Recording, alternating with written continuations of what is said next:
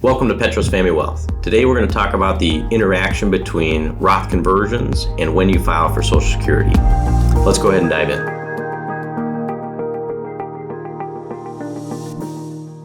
Before we dive in, I do want to point out a couple things about Social Security in and of itself. The first item is every year that you delay Social Security from your full retirement age, you have an 8% simple increase per year. The second thing that I want to point out is that for each dollar of Social Security that you receive, it is not fully taxable.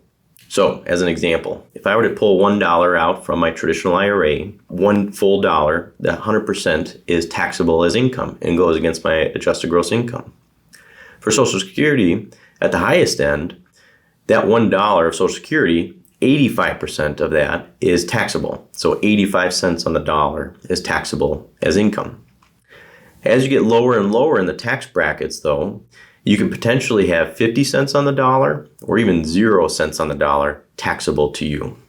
So those are the two key points I want to point out before we dive into this case study as they relate to how we can help improve the outcomes of retirement for folks. Looking forward to sharing more today. If you like what we have, please go ahead and like, subscribe, and hit that notification button so you don't miss future content. So here's an example, a client that is going to be retiring in 2024.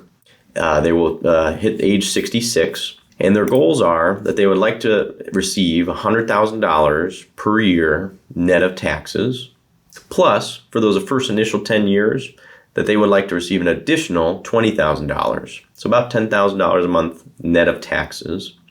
And then after age 75, they transition down towards the $100,000 net of taxes goals. As far as how they're situated, they've done a really great job as far as contributing to their 401ks and Roth IRAs. What we're left with is $300,000 in a joint brokerage account from a recent sale of an old family cabin.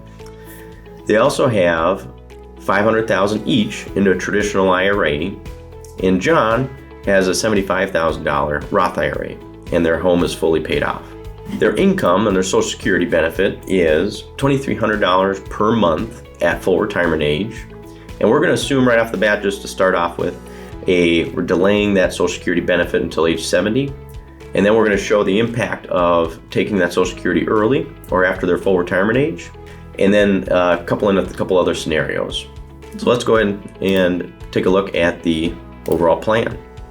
So I'm going to show you two situations. This is based off of the base plan that this client has, and their overall net worth, as you can see from the liquid assets, they're withdrawing from their assets to help provide some income. And then at age 70, they kick on their Social Security, which provides some steadier income, so that rate of withdrawal starts to be reduced. Now, as far as this is the overall portfolio that we can assume over time, but we also want to throw in some market volatility.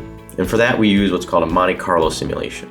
A Monte Carlo is a simulation where we run 1,000 different market scenarios each and every single year for the rest of their life.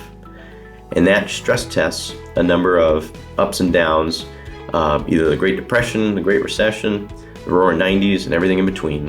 And what we'd like to see is a probability of success of 70% or higher. So in their base retirement plan, they're sitting pretty well at 77% probability of success. But let's take a look at the if we were to take Social Security at age 67. So they go 1 year without pulling Social Security and withdrawing from their portfolio. If we take Social Security early, a couple things happen. First is their net worth does see a positive impact for those initial years of retirement. Because we are not withdrawing from our investments, because we have the supplement from Social Security, their net worth actually will be increased. What we find many times is that eventually the positive net worth starts to decrease because of that income from Social Security is not as high as it might have been if we'd waited a little bit longer. So that's the overall net worth piece. Let's go ahead and introduce that stock market volatility. In this particular case, we went from a 77% probability of success all the way down to a 69% probability of success, primarily due because of the fact that the Social Security is lower and doesn't provide that more stable income in retirement there. It introduces more possibilities that the market, if we have suboptimal market performance, that we would not be able to achieve the long-term goals for this client. So let's go ahead and take a look, go back to taking Social Security at age 70. One of the things that we find when we do delayed Social Security, we can actually manipulate or plan out ahead of time what the taxable events that we can create to either create a lower tax bracket or a higher tax bracket, depending on the long-term goals for the client. And so in this particular case, as a base case, we have a couple of years in those first initial years of retirement where we actually have a pretty low and actually zero income tax, but they do shoot up in the later years to help fund their retirement above and beyond the 22% tax bracket. What if we introduce a Roth conversion where we're transitioning traditional IRA assets over to a Roth IRA? It's a taxable event, but then all that growth and future distributions are tax-free.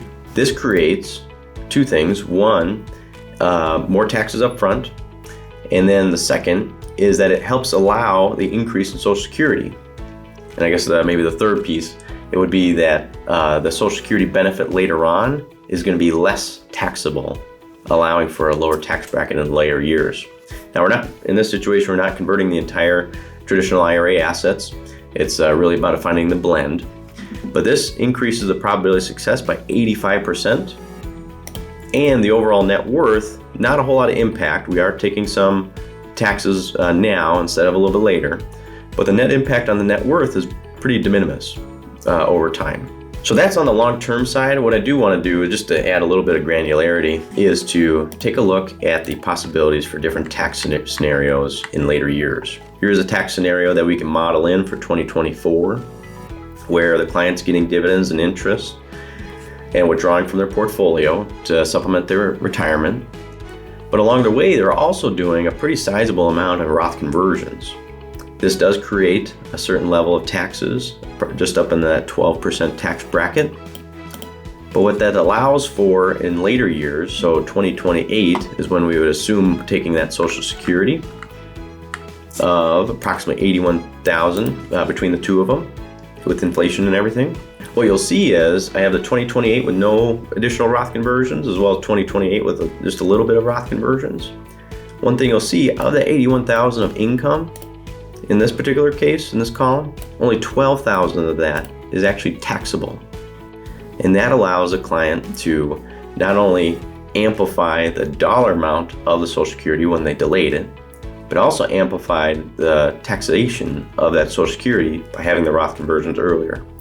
And so those two interactions would be an example of why you might want to delay Social Security and consider Roth conversions during those initial years of retirement. So I hope you found that helpful. If you would like to learn a little bit more about how to maybe amplify those Roth conversions, please go ahead and check out this video right here, and we can talk through how to use discounted assets to convert to a Roth, saving a little bit of taxes on that conversion right up front. Hope you find this helpful today, and please go ahead, like, subscribe, and hit that notification button so you don't miss out on more content. Thanks so much.